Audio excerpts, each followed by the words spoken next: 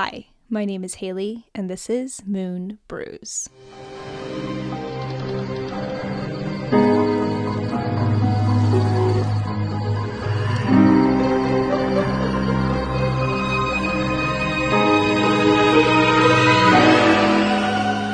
Hello, welcome back to Moon Brews. The moon has brewed so much for you in today's episode, so I really hope you're prepared. We're covering the season of Yule. Christmas time is almost here. Merry Christmas to all my people that celebrate Christmas. Happy Kwanzaa. Happy holidays to everybody. We're going to be talking about December astrological events to look forward to and Christmas time folklore. But before we get into the main act, I do have some witchy tidings to share with you all. So I basically have a card deck. It's not Oracle and it's not Tarot. It's basically a card deck and it's titled Everyday Spells for Busy Witches. So it's just like a fun card deck where I use it as whatever, my intuition is calling for me. I'll shuffle it blindly and I'll pull a card and I'll see what the spell is for me, what the universe recommends me to do. I'm sure you can go through it and pick and choose whatever it works, whatever works for you, That's how I typically choose from this deck. And this card deck gave me advice on how to count crows. Well, first off, not like the Counting Crows band, but we love a good Mr. Jones. Not that type of counting crows, but actually counting the number of crows that come across your life path. And I've never heard of this witchy technique before. And I feel so out of the loop because I say hi to crows every single time I see them. I tried to become friends with crows this summer, leaving out, silver coins and bracelets and shiny things and water and peanuts, things like that. But they never came because I do live in a townhome setting and I think there's too many damn people walking around and it pisses me off because I would love to have a crow friend. So I do just talk to them. Now I can count them and learn what the universe is trying to tell me. So counting crows is actually folk superstition. The number of crows near you or your person can actually help you interpret the foreseeable future. And the meaning of your future changes by the number of crows that congregate near you. So there were many interpretations on the internet about counting crows and, if I see one crow, what does that mean? And if I see two crows, what does that mean? Of course. But I'm going to tell you one that resonated most with me that I saw on the internet. If you are having a hard time figuring out a chart for you, a counting crow chart, pick one that resonates with you. Your body will tell you, your mind will tell you which one resonates with you the most. So if you see one crow, it's for sorrow, 2 for joy, 3 for a girl, 4 for a boy, 5 for silver, 6 for gold, 7 for a secret never to be told, 8 for a wish, 9 for a kiss, 10 for a time of joyous bliss. You can interpret that as you will. So I was having a hard time understanding 3 for a girl, 4 for a boy, and people were interpreting it as something's going to happen to somebody and a girl in your family, whether that's good or bad, or honestly, you might be having a boy. I don't think it's that literal, but you can interpret it as maybe it's somebody who is a male in your life. Something's going to happen, or they're going to have good fortune, and then 6 for gold, you're going to have wealth and fortune. You might hit the lottery, something like that. And I also read online that you can create your own counting crows omen, depending on the patterns of your life and what fit and what does not. And I genuinely love that. I would love the time to sit back and create one of my own to, one that interprets my life more. The number of crows that congregate near you is most meaningful when the crow's presence is unusual to the area, as their normal behavior is not considered an omen. So make sure you're looking out for out of the ordinary behavior. 1 or 2 swooping down at you, or that casual murder of 5 that's right outside your door. The first counting crows omen originated in the 16th century Britain. How freaking mythical and metal as hell is that? I mean, an omen originating out of the 16th century Britain? Let me know if any crows come your way and what messages you receive. Let's move the planchette to December's astrological events that you need to see. The first astrological event to look forward to in the Northern Hemisphere is the Geminid meteor shower, which I am recording this literally the day before, so I'm going to try to edit this and get it up as soon as possible so you guys can hear. This meteor shower peaks December 13th and 14th. It is considered one of the quote-unquote best meteor showers of the year. Hell yeah. This is a potential for up to 120 meteors per hour. I actually saw a shooting star myself earlier this year during the Lyrids meteor shower right on my front porch. It was magical as hell. It was unfreaking believable. I was out at like 5 o'clock in the morning looking up at the sky before work one day. And I believe that one was like 100 meteors per hour. So if this one's 120, girl, get your ass outside and look at the sky. They say to have your eyes like adjust for 30-ish minutes before, you know, you start seeing them.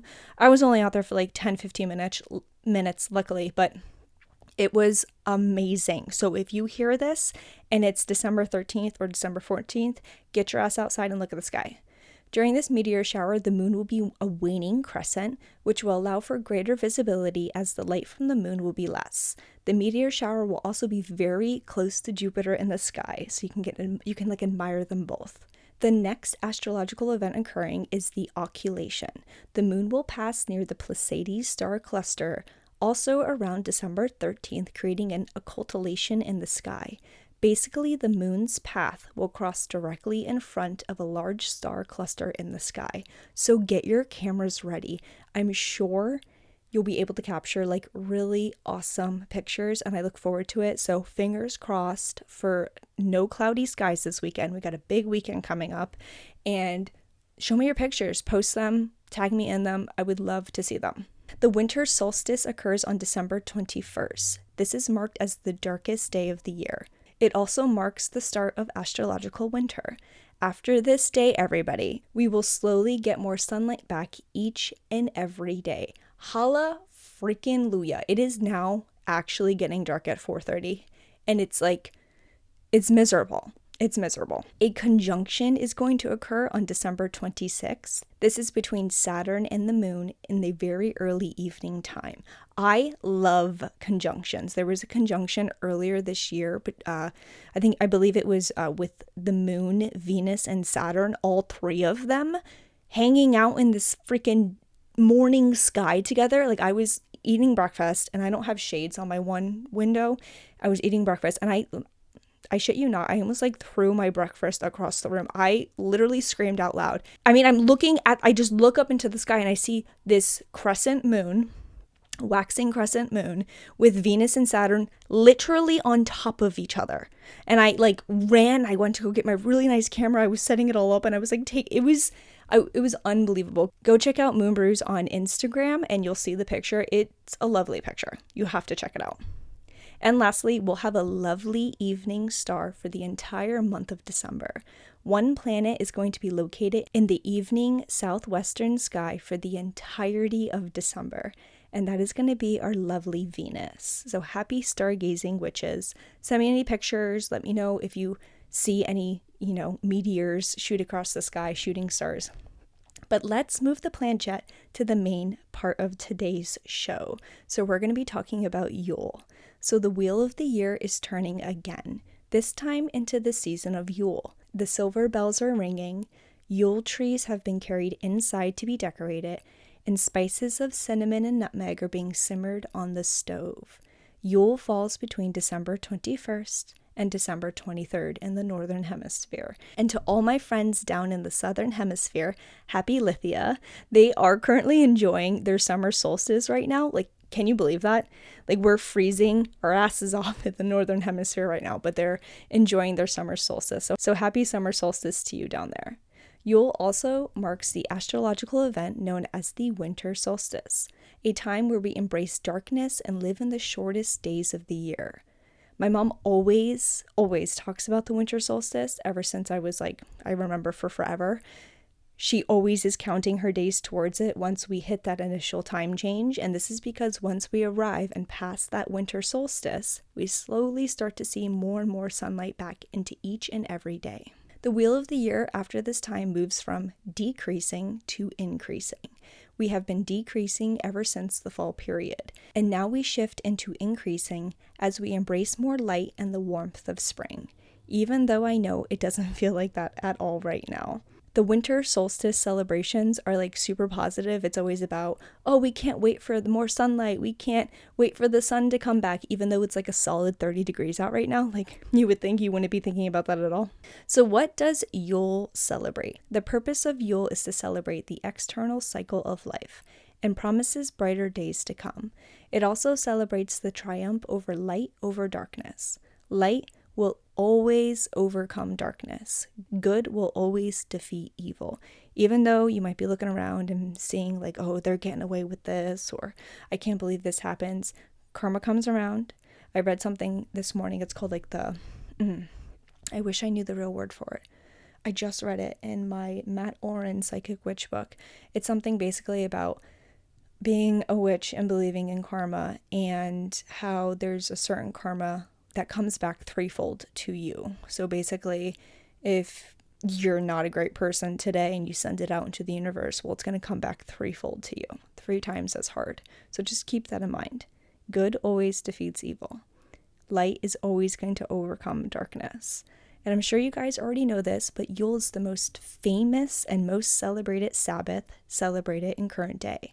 In our, I would say, quote unquote, modern day, it's often celebrated with a Christmas tree, Christmas lights strung up around the house, the birth of Jesus, Yule logs, and more. Families tend to create Christmas traditions. What are your favorite Christmas traditions? I went ahead and asked like a few people what their favorite was. What I remember the most is my mom always allowed us to open one gift on like Christmas Eve. That was always like super fun because you knew that you were going to be able to get one gift. So that was one of our traditions. And then like the standard tradition here in just like America too is leaving out cookies and milk for Saint Nick. And I'm sure they do that elsewhere, but I don't want to speak for the entire world.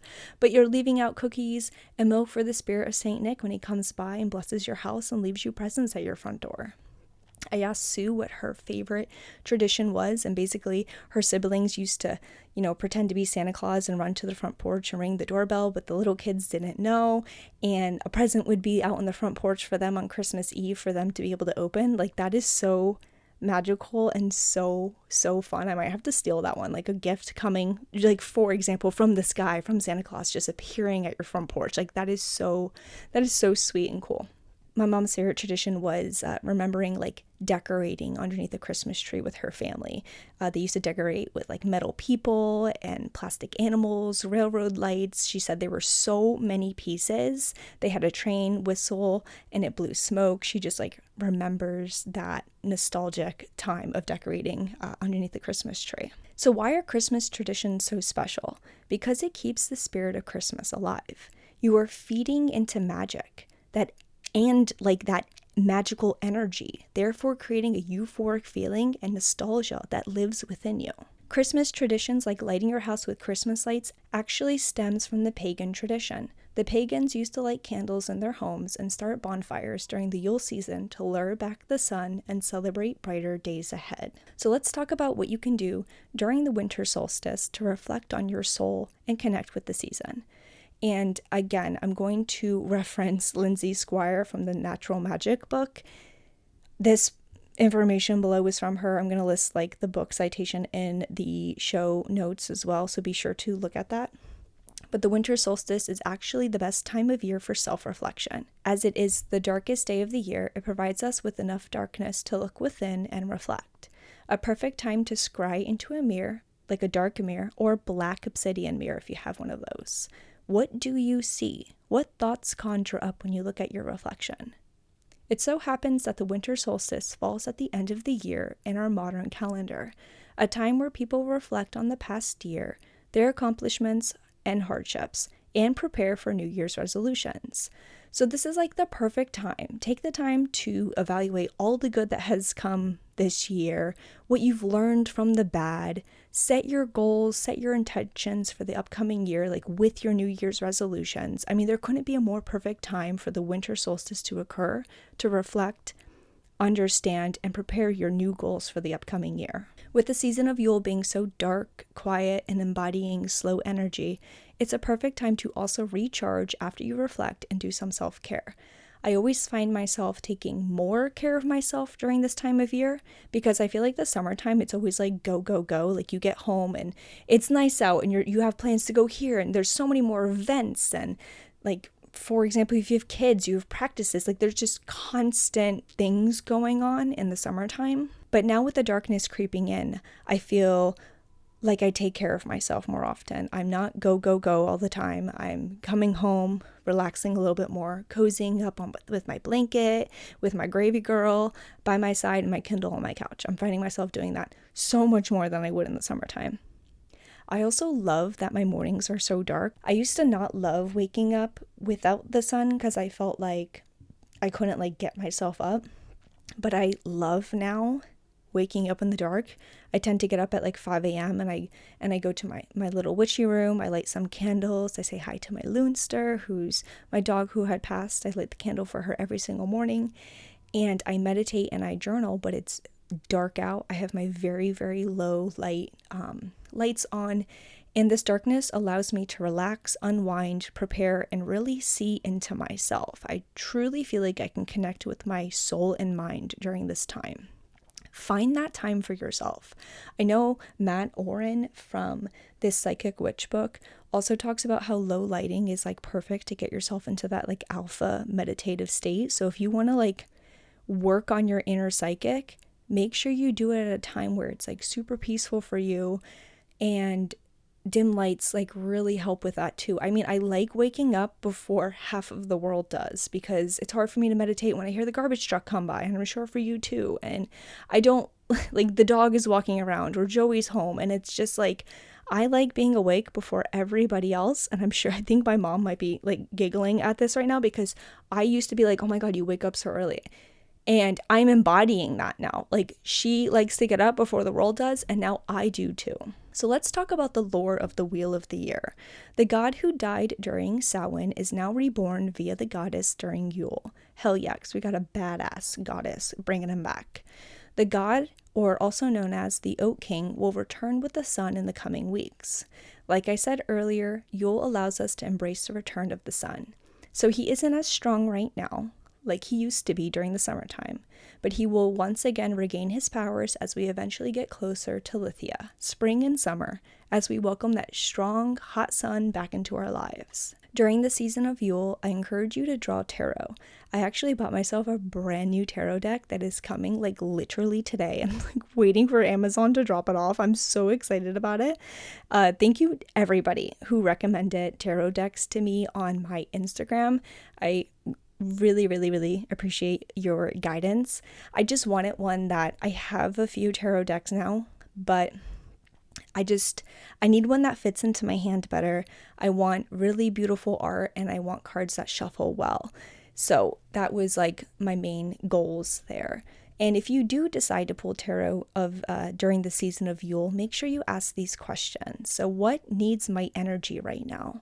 What does this darkness reveal? How do I nourish my soul?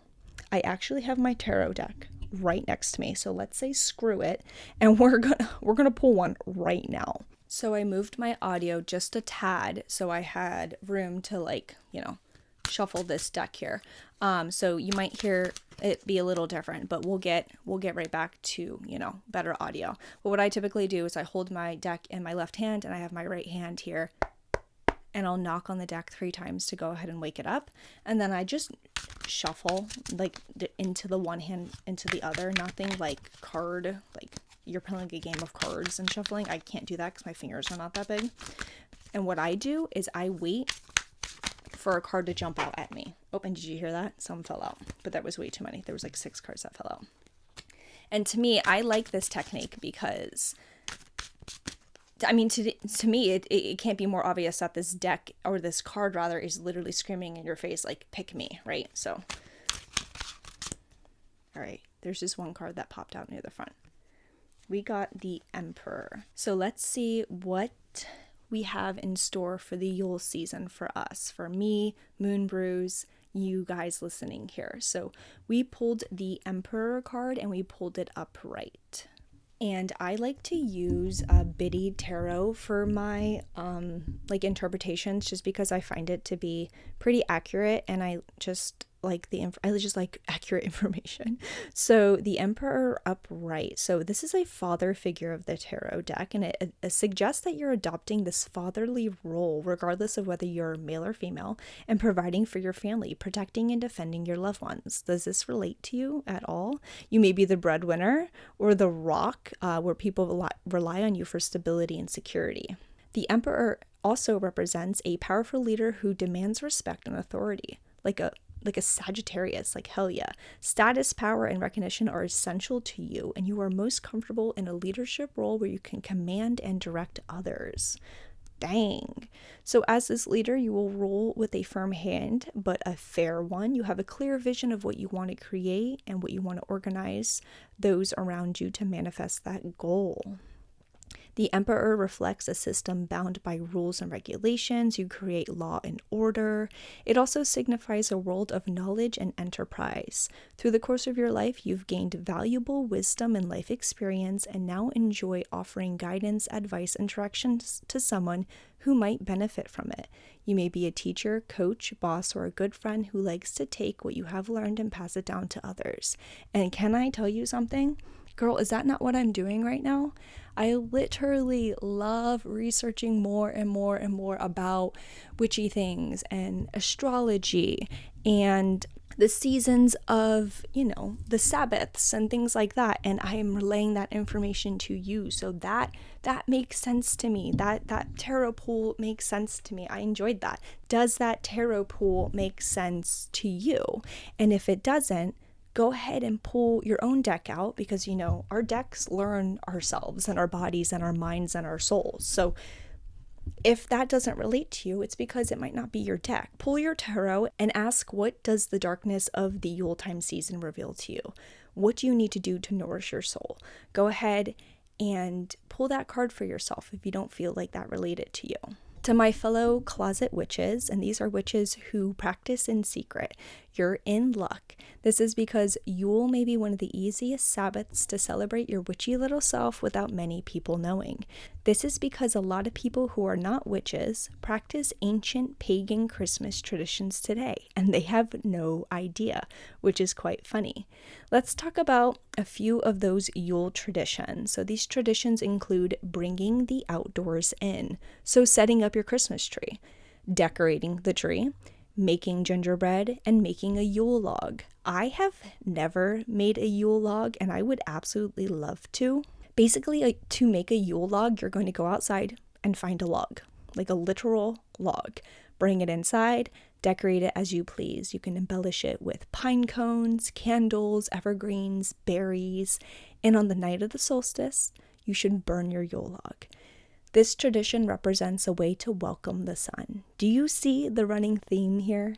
Since the Yule log is burned, I did read to please do not use mistletoe to decorate your Yule log, because inevitably you will burn your Yule log if you want to. And mistletoe does release toxic chemicals after it's burned. So mistletoe is very much of the season, but don't decorate your Yule log with it, please. So what about this infamous Christmas tree? So originally, an evergreen was cut down and brought into the home because it symbolized death and renewal. The evergreen was thought to have power over death as well, since it stayed green all year long, which makes total sense. And the same goes for wreaths that were created out of evergreens as well. Basically, the pagans were bringing in evergreens and decorating their doors with wreaths to also keep out the winter demons that came knocking on their doors. Cough, cough. Krampus. They were keeping Krampus out by bringing that evergreen that has this power over death into their homes. One last ancient tradition you can do this season is to make wassail. Wassail, I think that's how you pronounce it. So we're going to go with that. So this is actually an alcoholic drink made to bring in good health. Let me tell you the ingredients. There's going to be 8 cups of apple cider, 2 cups of orange juice, 2 cups of cranberry juice, 2 cups of spiced brandy, 2 cinnamon sticks, 1 tablespoon of cloves, spruce, ginger, and nutmeg. And you're going to place it into a saucepan and simmer this on low heat for 2 hours. I'm doing this. Allie, mom, prepare yourselves. I am doing this. Who doesn't want to drink this ancient tradition drink? Are you kidding me? And it sounds good. To end this beautiful Yule episode, I present you with something spooky and haunted. We're going to talk about a few Christmas tales here. So first, let's talk about the Yule Cat from Iceland. Have you ever heard of him? The Yule Cat is a massive, yellow-eyed, feral cat that roams the lands of Iceland. He's in search of stealing children for food. It stalks the winter landscape in search of children nestled inside their home. The Yule Cat is as large as an Icelandic home nestled in the side of the mountainside. No one knows where the Yule Cat originates from, where it hides, lives, or seeks. But one thing we do know is that if you're a child clutching a parcel of clothing in your hands, you are untouchable to the Yule Cat. These days, the tradition continues as Icelandic parents tend to give their children at least a new pair of socks or gloves during Christmas time, in case the Yule Cat is peering inside the home from the out. Icelandic folks have said on a dark, windy, long winter night, you can sometimes hear a sinister caterwauling in the distance. And to end, I have to talk about Krampus. I did mention him very briefly. I was going to go down like a Krampus like rabbit hole, but I do feel as if Krampus is like slightly oversaturated right now, so I didn't want to be like the millionth person covering Krampus. So I wanted to just find a quick story about Krampus and not like go too much. But we know what we do know about Krampus is that he is the devil of winter. He's the opposite of Saint Nicholas. Saint Nicholas is jolly and happy and he gives you presents, and Krampus is the exact opposite. So this is a story from the internet. It was posted on Reddit a few years ago, and this post was actually archived and the account is now deleted. So you take that as you will. This is the story from, I would say, I guess, anonymous now, because we don't know who posted it. Growing up, I never heard anything evil when it came to Christmas. My parents always took me to see Santa every year, and I never got coal in my stockings. I believed in Santa up until I was about 9. So every year, I always acted super good in the months leading up to Christmas. You know, as a kid, you want to get as many presents as possible. I still remember the excitement I would get every year. The same year, my parents worked a lot of late nights, so it would always just be me and my older sister, who was 16 at the time. I never really got along with her until now. We're both adults that don't live with each other. My sister was especially mean that year, inviting her boyfriend over some nights. I would threaten to tell Mom if she brought him over again, and my kid mind would make other ridiculous threats, such as the fact that I would tell Santa so he would put coal in her stocking because she wasn't following the rules. One day, she had had enough of my bickering and retaliated. She started out with, "You know what's even worse than getting coal in your stocking?" Of course, me being the curious little boy, I pressed for information. What's worse? I would make up a tough little attitude. Then she said it. Krampus. I remember the nerve it struck when she said that name. Of course, I didn't know who or what Krampus was, but it did just sound bad. What's Krampus? I probed. I can still see her evil grin engraved into my memory when she told me, "You know, Santa isn't real, right?" I always had a sneaking suspicion, but of course I asked, "What do you mean?" "Don't pretend you don't know. Mom and Dad buy all your gifts, and the guy you go to see in the mall, that you call Santa, is just a man in a beard doing a job." I wasn't really surprised. This just confirmed my skepticism of Santa. "But do you know who is real?" she continued. "Krampus, the evil spirit that comes and takes little boys like you to the underworld." My impressionable mind believed every word she said, and I was terrified. "He comes and takes little boys that tattle. All you need to do is tattle 3 times during Christmas season, and Krampus, the Christmas demon, comes and gets you." Her twisted little mind even brought up the 2 other times I snitched on her for something stupid within the past week. This alone freaked me out, because a week later I tatted on her for eating my Pop-Tart off my plate. Girl, I tattle on you too, eating Pop-Tarts off my plate. After I tattled, I thought what she told me the week before. The true legend states that Krampus comes to punish children who misbehave, so my sister had twisted the story in her favor. Anyway, here's where things got weird. If I'm not mistaken, Christmas was just a few days away. I woke up in the middle of the night extremely thirsty. The house was pitch black, except for an overhanging microwave light in the kitchen. I got my water, then headed back towards my room. It was at that moment when I heard a noise on the roof.